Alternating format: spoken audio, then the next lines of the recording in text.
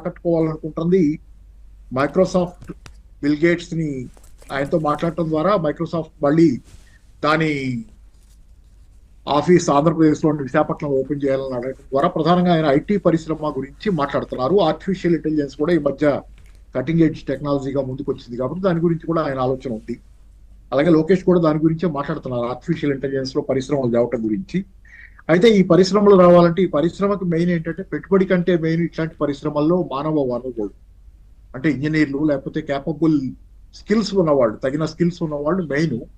వాళ్ళు కోరుకునే వాతావరణం కూడా అక్కడ మెయిన్. ఎందుకంటే సాఫ్ట్వేర్ ఇండస్ట్రీలో పనిచేసే వాళ్ళు ఇక్కడ హైదరాబాద్ లో చూస్తానే ఉన్నాం. నేను కొంతకాలం పనిచేశాను, 10 ఏళ్ళు.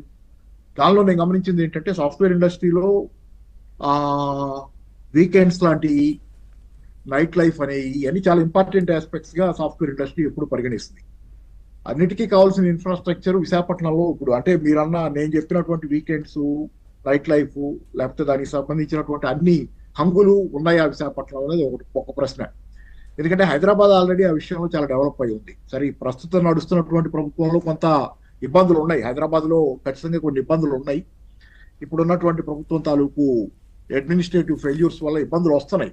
కానీ ఆ ఇబ్బందులతో పాటుగా ఆల్రెడీ ఏర్పడినటువంటి ఇన్ఫ్రాస్ట్రక్చర్ ఇక్కడ ఉండటం వల్ల మీకు ఇక్కడ దానికి కావాల్సిన నైట్ లైఫ్ కానీ లేకపోతే వీకెండ్ దీనికి కానీ లేకపోతే ఇతరత్ర చదువులకు కానీ, చదువులు కూడా, ఎందుకంటే there are very good schools compare to Visakhapatnam. Definite గా there are very good schools, health facilities in Hyderabad. ఎందుకంటే ఇప్పుడు కూడా చూస్తున్నాం కోవిడ్ టైంలో కానీ తర్వాత కూడా చాలా మేజర్ ఇష్యూస్ వస్తే కానీ హెల్త్ పరంగా ఇప్పటికీ హైదరాబాద్ వస్తున్నారు చాలా మంది.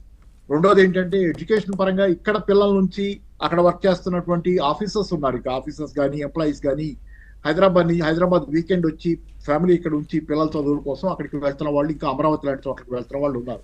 అందుకే ఎంప్లాయీస్ ట్రైన్ అనేది కూడా ఒకటి మనకి మామూలుగా ఇక్కడ నుంచి నడిచే ట్రైన్ మార్నింగ్ 5 o'clock ఏదో 5:30 ట్రైన్ నడుస్తుంది. ఎందుకంటే స్టిల్ చాలా మంది ఇక్కడే బేస్ గా పెట్టుకున్నారు. సో ఇట్లాంటి పరిస్థితుల్లో విశాఖపట్నంలో అట్లాంటి వాతావరణం అంత తొందరగా వస్తుందా? ఎందుకంటే ఇప్పుడు ఇండస్ట్రీ పెట్టేవాళ్ళు చంద్రబాబు మేబీ క్యాపబుల్, డౌట్ లేదు దానిలో క్యాపబుల్ కావచ్చు. కానీ వితౌట్ ఫెసిలిటేటింగ్ ఫ్యాక్టర్స్ చంద్రబాబు ఎంత ఎఫెక్టివ్గా ఉండగలరు అనేది ప్రశ్న. సరే మైక్రోసాఫ్ట్, బిల్ గేట్స్ ఓకే అన్నారు, చూద్దామన్నావు, ఓకే అన్నావు, పాజిటివ్ గా చెప్పారు, లేకపోతే ఏదైనా కావచ్చు. కానీ but they will go for ground లెవెల్లో వాతావరణ పరిస్థితులు చూసుకోవడానికి. పైగా విశాఖపట్నానికి హైదరాబాద్ కి ఎన్విరాన్మెంట్ పరంగా కూడా తేడాలు ఉన్నాయి. Hyderabad is a dry place, అంటే ఇక్కడ కొంత వాతావరణం చాలా కండ్యూసివ్ ఉంటుంది. ఈ మధ్య ఇక్కడ కూడా మారుతుంది కొంత, ఏంటంటే పొల్యూషన్ వల్ల కొంత ఇబ్బంది ఉంది. కానీ still Hyderabad is a better place. విశాఖపట్నంలో సీ కోస్ట్ కావటం వల్ల ఉండే సల్టీనెస్ కానీ ఇట్లాంటి ఇబ్బందులు కొన్ని ఉన్నాయి. ఖచ్చితంగా అది బయటకు వెళ్ళిన తర్వాత ఆఫీస్ లో మీరు ఏసీలో ఉండొచ్చు, కావాలంటే ఇంట్లో కూడా ఏసీ పెట్టుకోవచ్చు. కానీ బయటకు వెళ్తే కొంత ఇబ్బందులు ఉన్నాయి.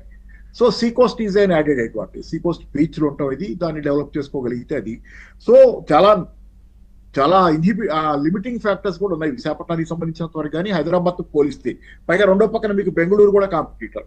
అటు పక్కన బెంగళూరుకి అనంతపురం దగ్గరే కదా, Bengaluru competitor. Bengaluru is no lesser than Hyderabad. Bengaluru కూడా మేజర్, ఇది ఒక రకంగా చెప్పాలంటే నెంబర్ 1. నిన్న ఒక రకంగా నెంబర్ 1, నెంబర్ 2 స్థానాల్లో బెంగళూరు, హైదరాబాద్ ఉంటాయి.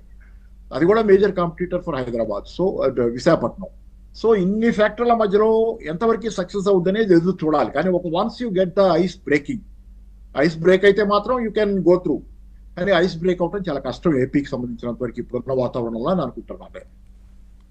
రైట్. మన డిస్కషన్ లో ఇప్పుడు జాయిన్ అయ్యారు కాంగ్రెస్ సీనియర్